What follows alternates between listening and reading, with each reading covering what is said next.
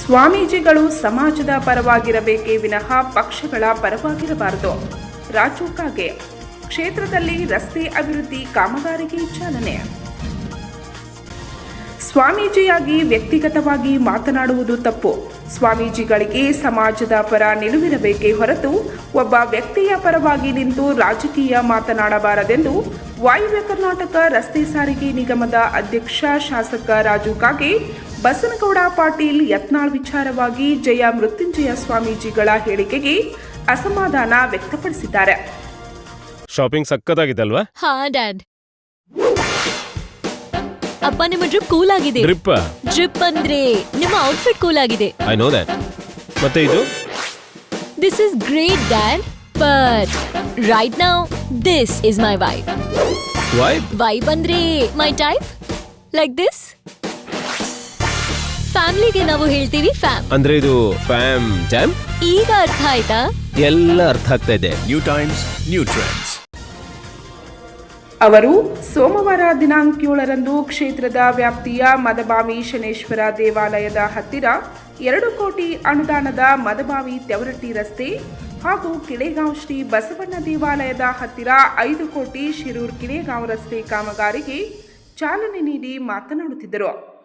ಮಾಜಿ ಸಚಿವ ಹಾಗೂ ವಿಜಯಪುರ ಶಾಸಕ ಬಸನಗೌಡ ಪಾಟೀಲ್ ಯತ್ನಾಳ್ ಅವರನ್ನು ಬಿಜೆಪಿ ಪಕ್ಷ ಉಚ್ಚಾಟನೆ ಮಾಡಿರುವುದು ಅವರ ಪಕ್ಷದ ಆಂತರಿಕ ವಿಷಯ.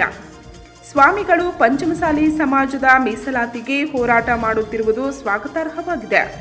ಆದರೆ ರಾಜಕೀಯವಾಗಿ ಒಬ್ಬ ವ್ಯಕ್ತಿಯ ಪರವಾಗಿ ಹೋರಾಟ ಮಾಡುವುದು ತಪ್ಪು.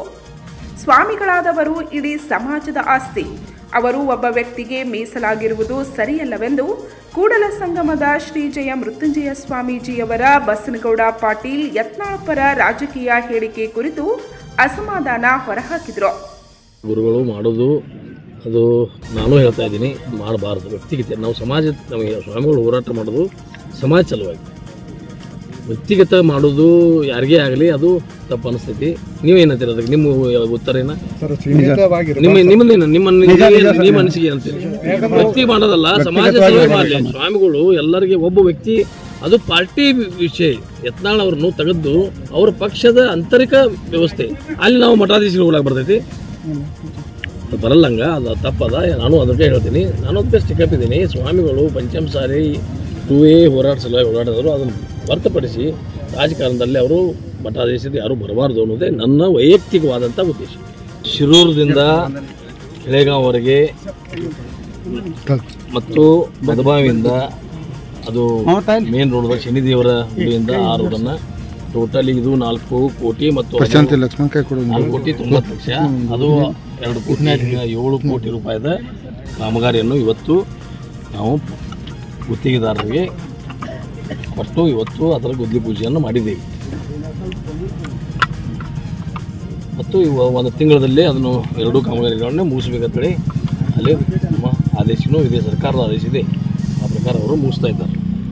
ಈ ವೇಳೆ ಲೋಕೋಪಯೋಗಿ ಇಲಾಖೆಯ ಅಧಿಕಾರಿಗಳಾದ ಜಯಾನಂದ್ ಹಿರೇಮಠ್, ಮಲ್ಲಿಕಾರ್ಜುನ್ ಮಗ್ದುಮ್, ಗುತ್ತಿಗೆದಾರರಾದ I G Biradar, Arjun Naik, Shivanand Sankratti, Shivaputra Naik, M B Sankratti, Basu Naik, Channappa Jagdale, Vinayak Bagadi, Khanderao Ghorpade, Ishwar Kumbare, Kamagouda Patil, Nijaguni Magdum, Shivanand Magdum, Sanjay Adate, Ashok Pujari, Satish Hongol, Honnappa Bagli, Ramesh Patil, Sunil Chougla, Dharappa Diwangol, M S Doddanavar ಸೇರಿದಂತೆ ಅನೇಕರು ಉಪಸ್ಥಿತರಿದ್ದರು. ಪಂಚ್ ನ್ಯೂಸ್ಗಾಗಿ ಕಿಳೆಗಾಂವ್ದಿಂದ ಬಸವರಾಜ್ ತಾರ್ದಾಳೆ.